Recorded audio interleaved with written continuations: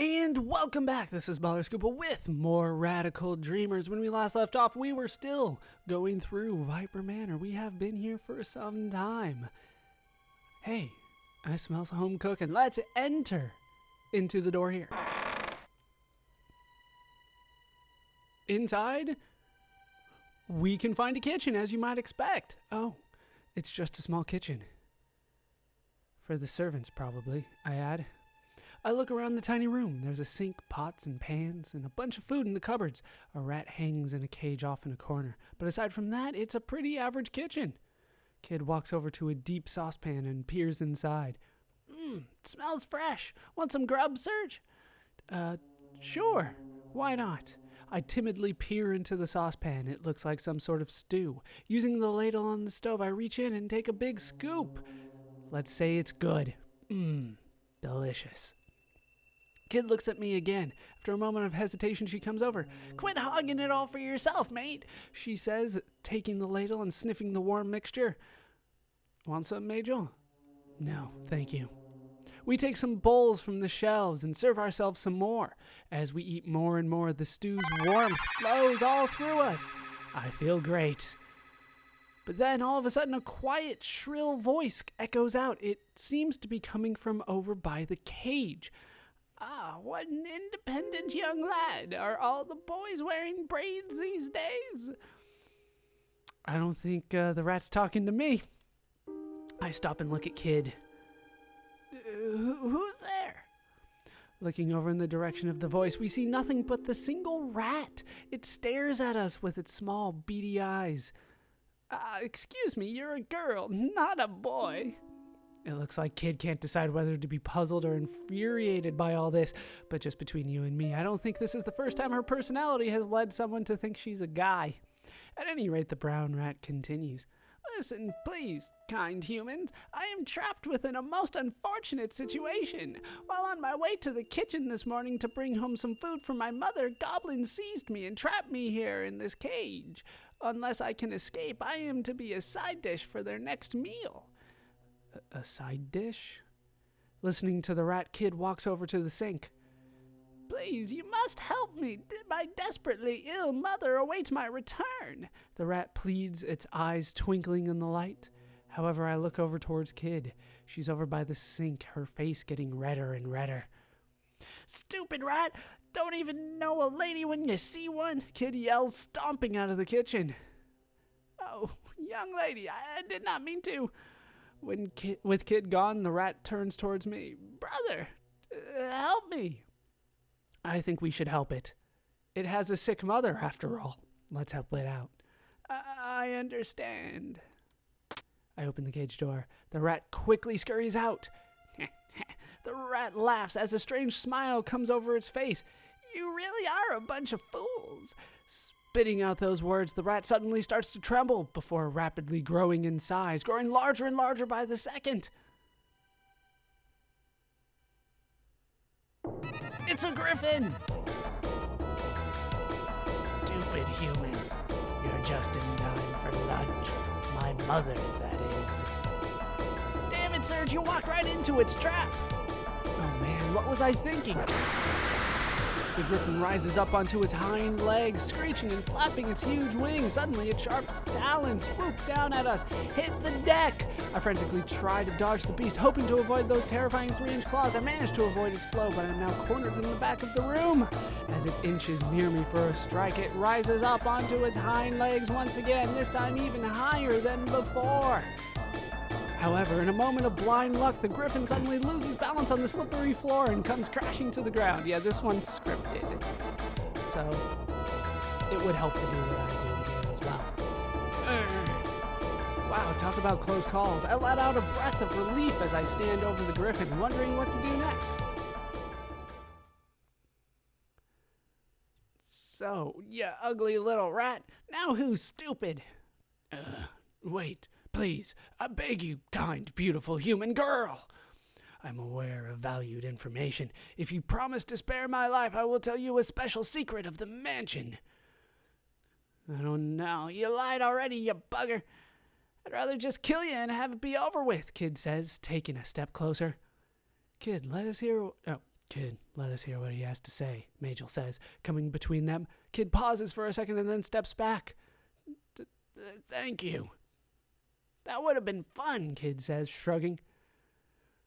One day you too may find yourselves within my situation, caged in on all sides. If such a fate comes to pass, remember these directions, and your lives shall be spared.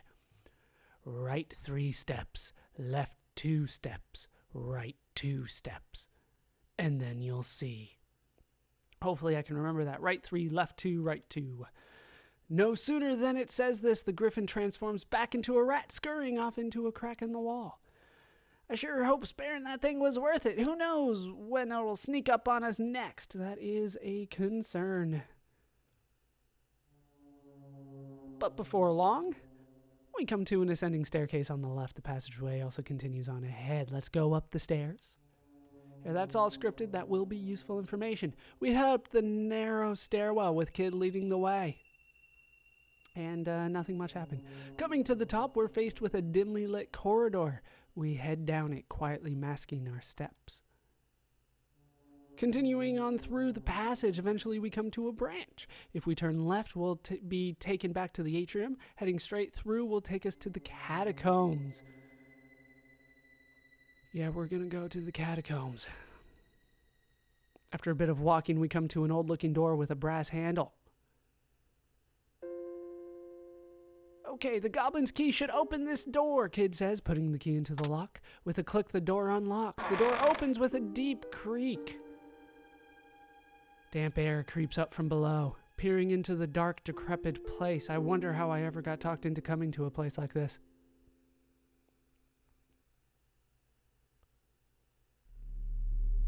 We find ourselves in a long hallway, flanked on both sides by rows of countless jail cells. The cold iron bars stretch on in front of us endlessly. 1, 2. Oh, Goerba, Merkid, Zorander, forgive me. A quiet, sobbing voice seems to be coming from the third cell on the right. I peer around the corner into the cell. In this dim, damp space, an old man sits in solitude, quietly mumbling to himself. Hey, mister. Everyone. And it was all because of me. Every last one of the dragoons. Miss Riddell. Even the general. Forgive me. Please. Ignoring us, the old man continues to mutter, staring at the floor as he rocks back and forth. Hey, can you hear me? Kid says, shaking the bars with a little. He will not hear a thing. He has constructed a wall around himself, Majel says. What do you mean? I ask Majel. A wall used for shielding one's mind from reality. After being exposed to horrific events, tremendous amounts of pain and guilt has this effect on a person. He has made a safe world inside his own mind, where he retreats into. From there, he refuses to acknowledge anything he does not want to admit. I notice that talking out about this has given Majel a sort of sad, lost look in his face. Noticing my glance, he quickly turns away from me. Strange. Majel somehow reminded me of Kid just then. When Majel turns back, his usual blank expression has returned. Does this make sense to you, Serge? Majel asks. Yeah? Sure? Yeah, we're gonna say yes. Majel continues, looking at Kid and me. We rarely see the walls we're trapped within. However, given time, some can come to understand and possibly even break free of these shortcomings. I wait for Majel to finish, but he doesn't end up saying anything. I'd ask, but oh well. The mind, revealing itself to itself.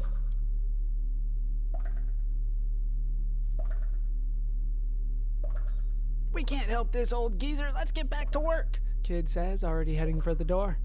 Wait, Kid, Majel calls out. Somehow or another, we may yet find a way into this man's mind. What good'll that do? Didn't you hear what he was talking about? The dragoons, Riddell, General Viper?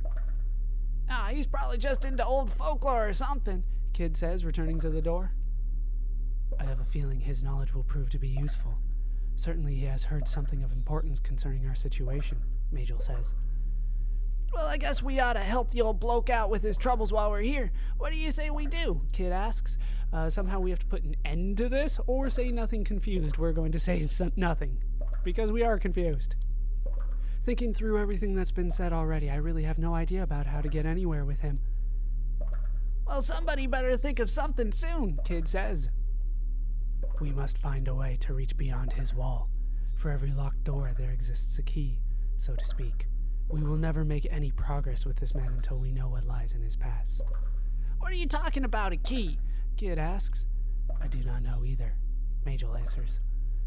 However, there is at least one person in Viper Manor who does. Riddell. Indeed.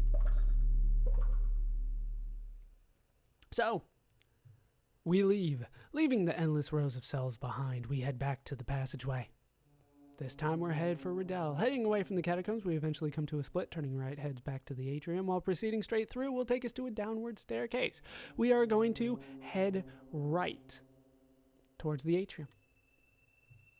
After heading down the dark, dingy passageway for a while, eventually I start to smell the pungent odor of dead fish. I have a feeling it's those piranha. We return to the atrium. Ahead of us, we see another archway, which will take us back to an upward staircase and eventually to Lynx's and Riddell's quarters. So, let's continue on through the room. Those damn piranha. We come to a branch after a ways. To our right lies a staircase going up, while the start of a dark passageway is directly ahead. And then we want to take the stairs. I had to think about that one, but yeah. No, wait. No, just head down the passageway. No. I am getting a little lost here. We proceed through the dark passageway. Before long, we're greeted with a beautifully ornate set of doors on the right. There we go. These are the quarters of Riddell, Lynx's adopted daughter.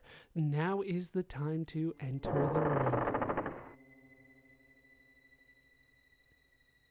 We come to a comfortably decorated room. Small trinkets have been placed on the desk and shelves, adding some charm. The owner of this room has obviously gone to great lengths to try and bring a somewhat graceful lifestyle into this otherwise dark mansion. Still, the room seems to carry an unsettling stillness with it.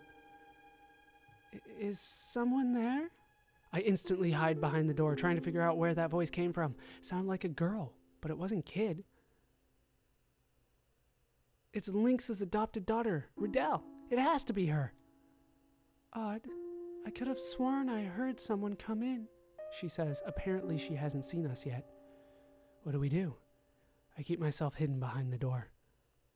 Suddenly, Kid bolts out from behind a chair. She silently comes up behind Riddell, putting a knife to her throat. We've come for the frozen flame. Where is it? Kid yells in a low, strict voice. Kid, there's no need to be like that, I say, trying to calm her down. It's tense. Quiet, Serge. Riddell giggles at the two of us. What's so funny? Kid says in a tight tone. Oh, come on, you can't be thieves. You're far too noisy. I wouldn't be saying such things if I was you. Well then, go ahead and cut me. At that moment, I picture in my head Riddell collapsing with a blue face smeared in blood. Kid, look at her. She's not going to hurt us. Damn it. All right. Still, don't think I'm not keeping an eye on you. The feeling is mutual, Riddell says. Don't worry. We're not your enemies. We're not after your power, I say to Riddell, trying to keep cool. We've just come to talk. If there's anything you could tell us about the frozen flame or perhaps the Acacia Dragoons. Hearing these words, a somber look comes over Riddell's face. After a moment, she begins to speak. The frozen flame. It was kept in a kingdom to the north for centuries. Legend has it.